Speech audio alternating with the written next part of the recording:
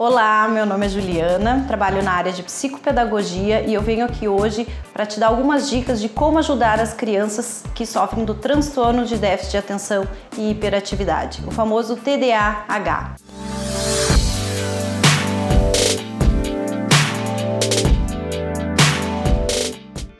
Hoje já temos levantado estudos que indicam que 1 a cada 20 crianças sofre do transtorno.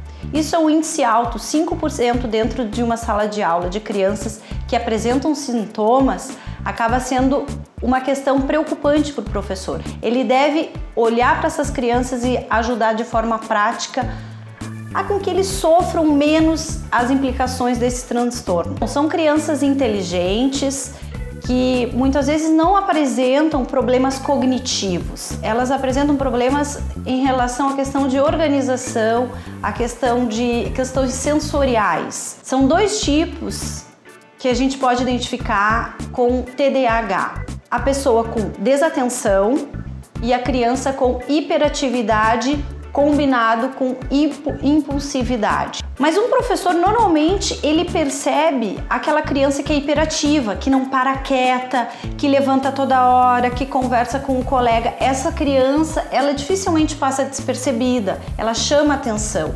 Normalmente as crianças hiperativas elas são mais diagnosticadas com mais facilidade, enquanto que aquela criança desatenta, que muitas vezes uma menina, por exemplo, que está ali desatenta, ela não pergunta, ela não demonstra que está com dúvidas, mas é aquela criança que a professora está explicando um determinado assunto, aí ela lembrou do final de semana em que ela viu aquele assunto, que ela passeou com a mãe, que ela foi no parque, que ela comprou um sorvete e aí perdeu toda aquela explicação que a professora estava dando, porque ela viaja em outro assunto, ela desfoca a atenção dela para outro assunto e acaba perdendo uma parte importante que está sendo transmitida. Por isso que a gente também tem que estar atento para essas crianças, porque elas também precisam de ajuda.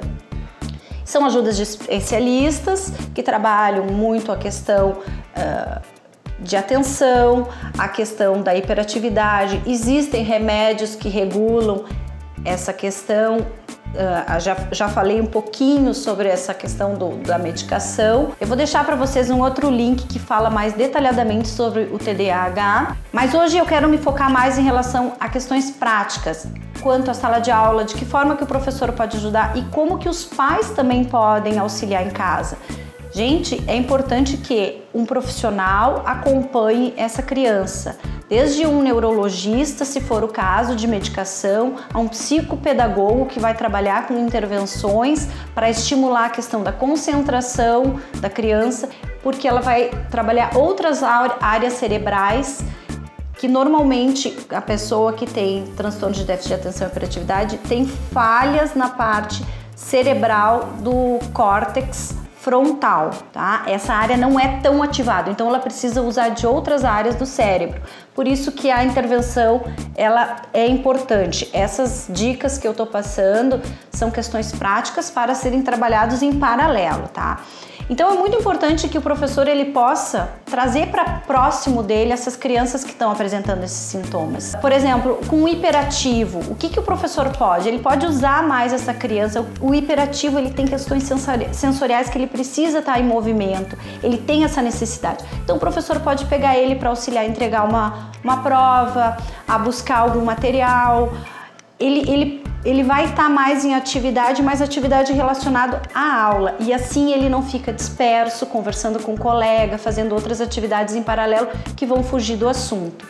Por exemplo, o desatento. O professor pode trabalhar com ele questões de níveis de voz em relação ao conteúdo que está sendo passado. Ele precisa de mais estimulação visual. É importante que ele esteja sentado próximo à cadeira do professor, à mesa do professor, para que o professor chame, estimule ele a participar da aula. Quando o professor perceber que de repente a criança está viajando, passou uma mosca, passou alguma coisa, que ele tente retornar com que essa criança volte a se ater ao assunto que está sendo dado em sala de aula. Em casa, os pais também podem ajudar essas crianças, em paralelo com os trabalhos, com as atividades que são desenvolvidas por um psicopedagogo. Em casa também pode haver uma estimulação para a questão da concentração dessas crianças. Então tem alguns materiais que eu utilizo em consultório, mas que são materiais simples que a gente pode ter em casa, bem interessantes. Por exemplo, o jogo de 7 erros, que é bem comum. Então a gente pega uma figura, só que são erros bem detalhados, em que a gente vai pegar e fazer com que essa criança se concentre para identificar pequenos detalhes. Jogo de caça-palavras também é importante para estimular a concentração.